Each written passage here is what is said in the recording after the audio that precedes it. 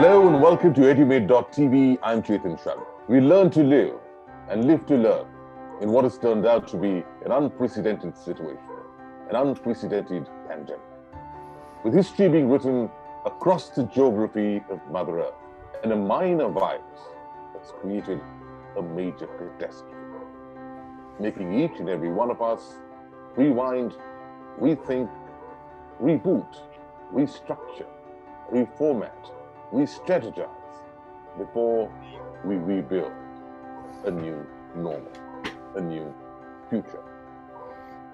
In the world of higher education, they say, the only thing constant is change. In a pandemic, they say, the only thing certain is uncertainty.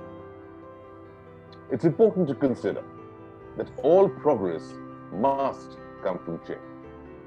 But it's equally important to understand that all change does not lead to progress. And that's what makes the situation rather unique in its set of challenges as well as opportunities. And the only way to encounter this and to evolve with this is through one single human trait, and that's the trait of wisdom. Wisdom emanating from the past experience in education, and wisdom to be able to understand the future, anticipate it, embrace it, and evolve with it. And that's why we have our very wise Chancellor. Well, today we have a very special guest, and a very wise one, may I add, is Jamshed Bharucha, who's the founding Vice Chancellor of the Sai University. What a pleasure to have you on our show, sir. You're welcome. My pleasure. Let's start from the very beginning. And the beginning for most, given that we're all living almost new lives, has been March of 2020. How has life been for Sai University from that month on? Well, as you know, Sai University is a brand new university. It was established by an act of the Tamil Nadu government, and we are preparing to launch for our first batch of students to enter in 2021-22. So fortuitously, we are very hopeful that there will already be a vaccine by the time our first batch arrives. And meanwhile, it gives us a chance, as we plan our opening, grapple with what a future might be in higher education. I personally believe that even though we will have a vaccine, we will see a new acceptance of technological communications in education, where the residential model, which of course is the most enriching one for university education, will be enhanced and supplemented by online offerings. One thing we are certainly going to be expecting to be leaders in India is beaming in distinguished guests into the classrooms, even as the classrooms are residential. There's a new, because of COVID, there's a new acceptance of this kind of interaction, and I think particularly on the international stage, it opens up vast opportunities for students and professors in India to be much more seamlessly connected with their counterparts abroad. Of course, there's nothing like getting on an airplane and going, but just as we really embrace the telephone and so on, now we embrace online communications. I think the future of higher education after the pandemic is behind us is really, really exciting. Right. I think you could probably supplement the word acceptance with access, because Yes. it's the access to the outside world, the wisdom which you can generate from experiences of several credible minds, which you wouldn't have access to even if you wanted to accept it. So that, of course, makes it very fortuitous. And I like the word you use, fortuitous, which is really very effective and very representative of your university, simply because you didn't have the baggage of the past. Yes. Right. So you have everything to look forward to in the future. So that's you up, light and tight, to show your might, as they say. But it also allows you to, to observe unconditionally all that's taking place in 2020 during the COVID pandemic. So how has that observation and experience been for you? It's been a great learning experience. We always should continue to learn. And I think we need to continue to innovate. So I'm actually sitting in the United States right now, and the fact that we're having this conversation so easily shows what possibilities there are for building a truly global, a truly international university in India. And certainly our aspiration at Sai University in Chennai is to be just that, where there are no national borders when it comes to the spread of ideas, when it comes to the spread of education. I would say that with the national education policy in India, this is India's time in higher education. Okay, India has now established itself as a leading economy in the world, as a superpower. Everybody, when I was growing up in India, India was seen as a basket case, economic basket case. There was very little hope. People went abroad looking for opportunity. Now India is seen as an extremely dynamic country economically, but also culturally, and as an exporter of brains. By setting up new universities in India that are at the standards or even surpass the standards of the foreign universities to which many of our children go, I think we enter a new era in India. And I think the National Education Policy, NEP, opens the door for that. It is long in coming. The system has needed disruption. It is now being disrupted. I think the COVID crisis spurs the disruption in forcing us to think more innovatively about hybrid models of education, about just how important education is, that it cannot be stopped. So I think that for India, this is one of the most exciting moments in higher education, probably in 50 or 70 years. And I just hope that the NEP gets implemented, and not every aspect of it is going to make everybody in education happy. But by and large, the liberalization, the opening up of the sector, the move away from specializing too early in university education to a broader education, preparing citizens, preparing leaders, that's what's going to happen. And I'm very, very enthusiastic about that. I'm very fortunate to have this opportunity. I spent my career in the US at top universities, and I'm fortunate to have been approached by Mr. K.V. Ramani, who is a technology entrepreneur in Chennai, who wanted to start a world-class global university with innovative pedagogy, moving away from the mugging and exams and so on of the past into a much more active and interactive form of learning, top-class, world-class research,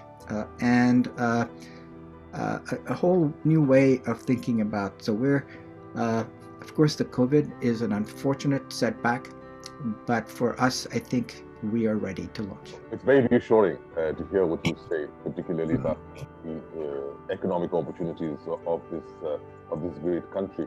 But that having been said, I think I would like to at least play the devil's advocate, and that comes with good reason, which all of us have experienced in the past, and that's typically the conflict between economic logic, rational and opportunity, versus political will. Well, this time around, because I don't think we've ever been bereft of good policy making. What we've always fallen short is of sound implementation that is bound to be tested, particularly when you use the word disruptive. So while you talked about reaping demographic dividend, you're also up against a digital divide, which could throw up in disparities. So there are all sorts of new challenges also which should come to the fore while we deal with this with this metamorphosis. Is there anything that you'd like to you'd see as something which would challenge you in your thinking, or something you think would be an impediment going forward for 2020? Having gone through the system myself, it has been too bureaucratic. It has been too constrained and restricted by rules and regulations and requirements and so on. But the past is the past. What I like about where we are today in higher education is that there is new space now for private universities to emerge who can innovate. The state private universities, which are regulated primarily by the state, and so our university, Sai University, was one of two of the first state private universities to be established in the state of Andhra Pradesh. So it's an opportunity to lead. It's an opportunity to be pioneers. We don't feel very constrained, and even if the new national education policy takes a while to be implemented, we don't feel constrained in the broad areas of education. So we're defining a new model. Yes, there'll be obstacles and frustrations as the policy starts to be implemented, and there are always obstacles to be, bureaucratic obstacles mostly. Now, you mentioned the digital divide. That's a very important point. And for India to really reap the demographic dividend of its tremendously large young population, we have to act quickly and boldly in the area of education at all levels. A lot of work needs to be done to make Indian universities as strong and desirable as many of the universities abroad. I think that's the one piece that's missing. And I think if we do that, if we increase dramatically the capacity of high quality higher education, being in higher education, that's my focus. Of course, we have to do it at all levels of education, pre-K to 12. Increase the quality and expand that to provide access to most people, regardless of their financial ability, and provide them with the digital access. Key, absolutely key. Every Indian household, in order to truly educate their children, now has to have good bandwidth connectivity, has to have some kind of devices to connect with. And yeah, that's an important challenge. But if we do that, and if we innovate and we move beyond the strictures of the traditional university in India, I think you'll see 1,000 flowers blooming in the country. I recognize with great appreciation when you talk about the need for high quality education, space, and scale and expanse and innovation. But all that comes at a price. We got to recognize that as well. Now, at the end of it all, you've got to pay your bills while you're running an institution, right? So it's not entirely a pro bono exercise. It may have its seed in philanthropy and nobility, but it's got to still, you've got to grease the wheels. Now, when you come to a situation like that, typically what would you resort to? Either you require higher funding from the government to be able to support that price, or you need to have an economic boom, to say the least. And a double digit is what we're expecting on the GDP, but we're far from that. Even whatever happens, let's say we're having a sharp recovery, hopefully from the COVID, that's what's expected tomorrow. Tomorrow, I mean, in the year to come. Still, is it enough to be able to drive a price level of affordability for the quality that you want to offer? Or will we continue to see the mismatch? Because even today, as we speak, several universities are finding themselves in an economic crisis, so to speak, because fees are not being paid. There's scant recognition of the online education, as it were, and people are willing to take even a gap year. Well, absolutely. As you know, in the United States, higher education is in deep trouble because of the cost equation. The tuition costs have gone up to the point where fewer and fewer families can afford it. Colleges and universities are in a lot of trouble, and COVID has almost pushed many of them over the edge. The financial equation has not reached that point in India by far. We're just getting going because the private university concept is a relatively new one. There are normally three sources of funding, and one has to balance those. There's philanthropy, as you mentioned. There's tuition fees, and there's government support. We're fortunate at Sai University to be funded by a generous sponsor, donor, philanthropist, Mr. K.V. Ramani. So there is new wealth created in India that is finding itself into philanthropic causes such as new universities. We're not alone. There are others, as you know, cropping up. Many newly minted wealthy individuals and families are making those contributions. I think that's a good new model in India because previously philanthropy did not play a role in Indian higher education, and we were only dependent on the government and on tuition. So that's a new source. The amounts are huge, but you can't count on philanthropy for ongoing costs. Usually it's a startup fund, and then you have to become self-sustaining. And to be self-sustaining, yes, you do need tuition fees. And the way to do it is to structure it so that of the students who merit admission to your university, and our university will have a very high standard for admission, those who can afford it will pay what the education is worth, which is quite a lot. And those whose families cannot afford it, but if they merit it, then we provide scholarships. Okay, so that's the financial aid model, that merit-based admissions and financial need-based scholarships, so that any kid who is meritorious and has potential, we would seek to find a way to help fund by balancing the costs with scholarships. And that's a model that's just taking hold in India. As for government support, the private universities aren't looking for government support, and that's, I think, a good thing, because I think the government needs to be supplemented by private resources. However, on the side of research, yes, the government should dramatically increase its funding of basic and applied research on a peer-reviewed merit base, and the NEP calls for that. Well, it's an important point that you made about government infusion of funds, and while it may not be directly impacting you, it would indirectly impact you, because if we're able to dramatically improve the quality of primary education, so the quality of students you get into your system would anyway improve. You'd be able to enhance and leverage that even better. So it will make life more enriching for you. So there is that indirect impact on you as well. You mentioned two very, very valuable points, Mr. Bharucha. One was, of course, you talked about affordability. The second, you talked about financial aid through merit, for the meritorious people.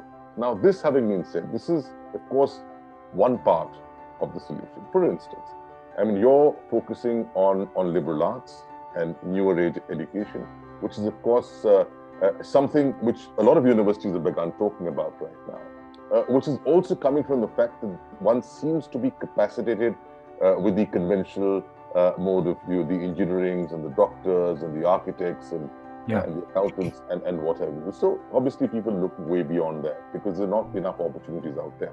That's only one part of the problem. The larger part is that even if there is affordability for the course that you offer, which is a new course, are there enough jobs being created for those courses for them to be able to spend that money? I think that is a larger question, a larger challenge in the minds of the job seeker and the career counselor as well. What would you like to say to that? Particularly for parents, the question is, what's the job going to be at the end of that? I think it's a chicken and egg issue. The jobs of today are not going to be there tomorrow.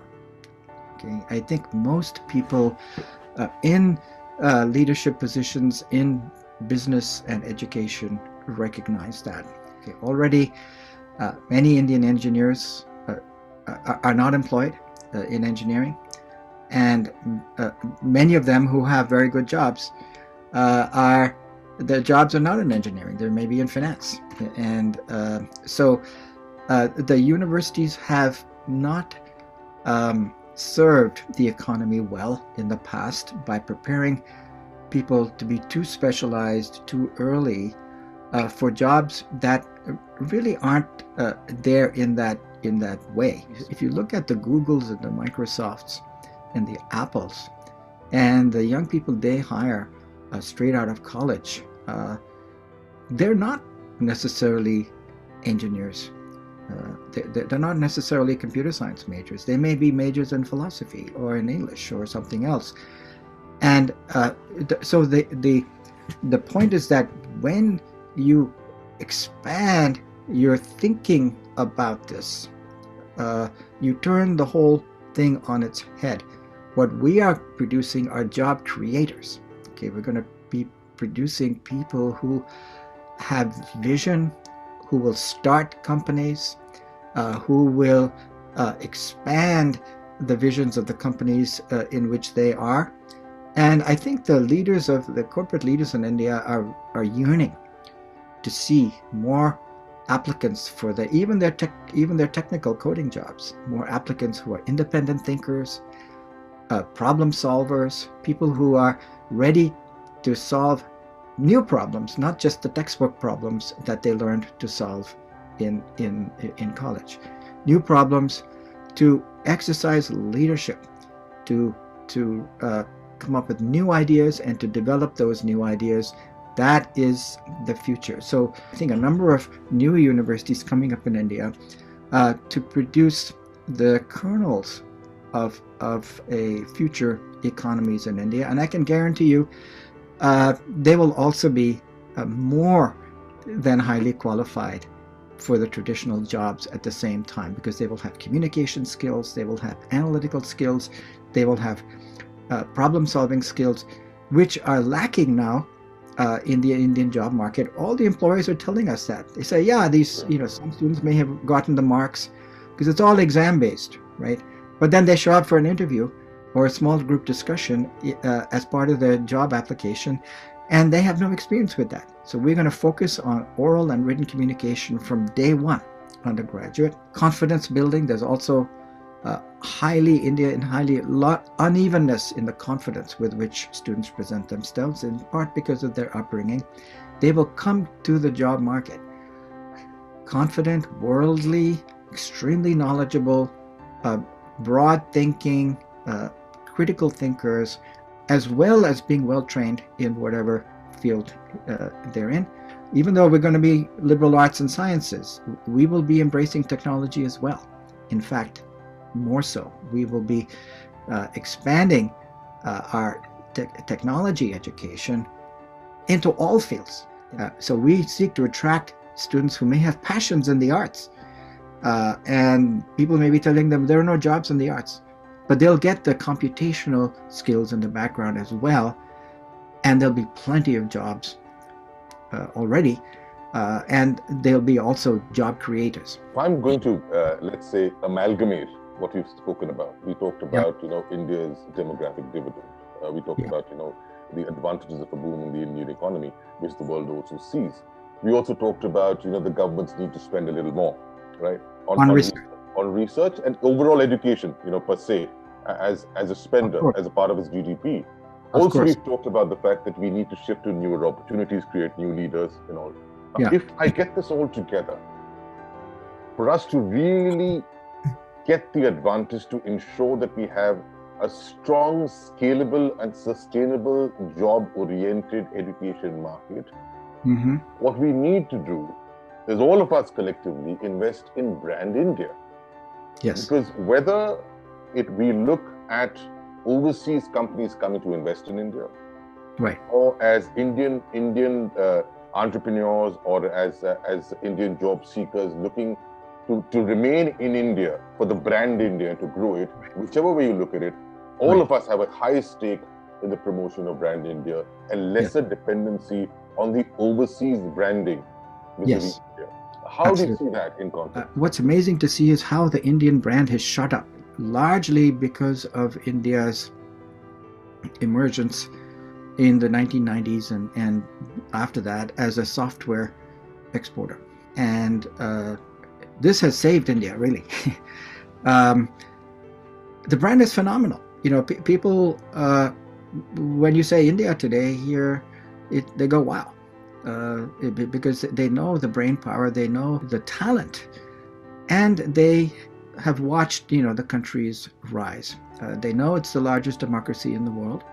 That's very impressive. I don't think that China in the long run can compete with India, even economically, certainly not culturally or in terms of influence around the world, because India is a democracy, and if it keeps that, then it will not be touchable. I think the education piece has been a weak link in all of this, which is why I'm coming back to engage. And I think you're seeing a lot of the non-resident Indians re-engaging. I also see, coming back to your original point about the jobs, Indian industry leaders are engaging big time in this new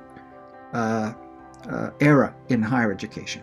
And so on our governing board at Sai University, we have Mr. Narayana Murthy, co-founder of Infosys. We have Mr. Mohandas Pai, who was also at Infosys and is associated with education around the country. We have others. It is very important for us to not be an ivory tower anymore. Education, higher education in particular, should not be disconnected from industry. You'll find with the industrial leaders in India, there's a tremendous amount of sophistication and enlightenment in what they see as needed and as the future of the country. And their vision, in my view, is very much in line with what we're trying to do. So industry and higher education, I think, are going to see a renewed partnership. You will see Indian industry take a renewed interest in our graduates in all fields because they'll see the value that this kind of education creates for their companies. Absolutely brilliant. In fact, my question, upcoming question was going to be why Sai? And you seem to have answered that in that question quite beautifully. I congratulate you for that. So, it's all very well to be in the state that we are in and that the state is obviously a state of questioning, a state of retrospection, of reflection, but also a state of learning, constant learning. Yes. So what would you say have been your biggest learnings in the COVID environment? I would say two. One is, unfortunately, that the rich-poor divide has gotten larger because people who have the resources and are situated in a way in which they can ride out the pandemic by doing their work from home, as we are right now, and who can avoid the congested circumstances in which the spreading of the virus occurs most, are in a much better position, or who can afford the best treatment, the best hospitals, and so on. And for those who are financially not well off everywhere around the world, but particularly in India, where the disparities are huge, this has been a tragedy. And as an educator, of course, it's always on my mind. How can we use education to narrow the gap between the haves and the have-nots? And the COVID has certainly set that back. The second point is a more optimistic one, which harkens back to what I said earlier. I think that the COVID crisis has taught me, the learning I've gotten is that you can build quality education, scalable education methodologies without the residential model. It's important, it's enriching, it's of course in the end the best kind of education you can receive, to go in there and go to college and live in the hostels and be right there. But if you have a pandemic like this, or if you have other kinds of situations may get in the way, or if you can't afford to go to the residential campus, you could still get a fine education using online methods. And after COVID, I would not be one to say let's now enough of Zoom, okay, enough of Google Meets. Let's go back to being in residence. Yes, of course we should go back to being in residence, but we should also at the same time expand the online forums. The technology is only going to get better. These conversations are only going to get more and more realistic with 3D, with augmented mixed reality, with all kinds of things. That's one way in which we can address the digital divide, the socioeconomic divide, bring along people who may not be able to afford to come to go far away, stay in hostels and pay what's needed. So that's hugely liberating. Knowledge should be available to everyone who's motivated to get it. It brings a lot of sense, and even more, a lot of sensitivity. So thank you for that. Now I'd like our viewers actually to leverage on your learnings and transform that into an advice. So what would be your advice to four very critical stakeholders in the education system? The student, the parent, the teacher, and your fellow Vice Chancellor. Oh, great, wonderful. To the student, I would say follow your passion. Okay. And because you're going to be best at what you are passionate about, and you're not going to be, in the end, that useful to yourself or any company or anybody if you feel forced into a subject or field that you're not interested in. Okay. The parent, this is maybe subversive advice in some ways, because obviously parents, for good reason, want their children to not take risks. But I would say to the parents, India is much more mature economy today. Relax a little bit, step back, support your children in what they're interested in, and don't try to force them into things that they're interested in, that they're not interested in. They will do better, they'll be happier, you will do better in the long term, and you will be happier. Open your mind, I'd say to both students and parents, open your minds to new models of education, to more interactive, active models of education. That brings us to the third constituency, the faculty. I come from the faculty world, so I can be critical of that constituency.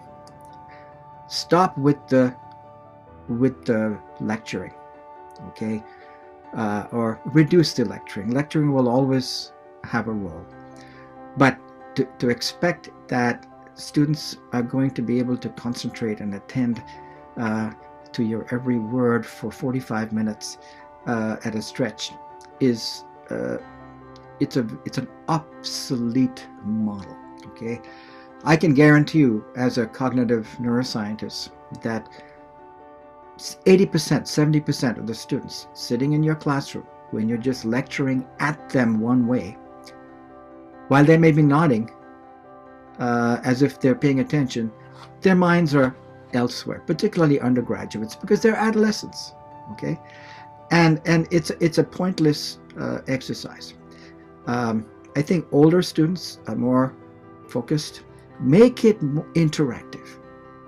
Make it active. Call on students. I believe in college, every student in every class should speak at least once. Okay, and if they don't speak voluntarily, they should be cold called. There's nothing like mentioning a student's name to engage the full brain, all of that fantasizing, and their minds might be on movies or what am I going to eat, or do people like me, blah blah blah blah, suddenly are focused. Okay, that's when you get true learning, and that's how you start to shape their ability to think and to communicate clearly, by getting them to communicate their thinking and their processing of ideas. Because if you see the flaws in their thinking or the communication, you can shape it. So I would say that. I would say for the faculty, also reduce the weightage of the high stakes final exam. Okay, use much more continuous and multi-dimensional forms of assessment. Okay, that's what education is really about. Put the student's brain at the center of the learning experience. The student's brain, actually, I'll tell you as a brain scientist, knows how to learn. We as professors don't know how the student's brain wants to learn. Let that drive the learning. And I would say to the fellow vice chancellors, try to get away from policies and practices that universities have just because that's the way it's been. Particularly the college generation today is very different from the when the vice chancellors were in college. Okay, it's a mistake to think that's what I went through, that's what they should go through. Listen to the students, listen to them, and empower them. Give them a chance to discover their talents. Every brain has a unique talent, and it doesn't always fall into your slots and your structures that you've created in your universities. And empower them and support them, and remove many of the academic boundaries between disciplines, or make them more porous. Ideas should go back and forth. Respect your students as adults. And obviously there are boundaries that if they cross, they would need to be penalized. But those are things like safety and civility and so on and so forth, integrity. But be less prescriptive and more there to encourage and support the innate talents that students bring to the table. At Anyway.tv, we often say that there's only one way to fight the big C of COVID, and that's by 3 C's of being corrective, collective, and creative. And you, Mr. Jamshed Bharucha, have been exactly that and much, much more. I personally have learned so much from your learnings, and it's such a pleasure to put very truly you to be a wise Chancellor. Very impressed with your erudition, and many people in the news media who cover education or higher education haven't taken the time to really acquire that background knowledge to engage in these kinds of conversations. I've had many such conversations, and in all countries you say active learning or interactive learning, and it's like it's a completely new idea. It's like, what do you mean by that? And whereas I found in this conversation, you were right there. I think it's wonderful that you're doing this, and that you're creating a dialogue in a very nuanced way, because I think we're going to need the critical thinking role of the media for higher education in India to get to where it should be. So I would encourage you, and I look forward to seeing your shows.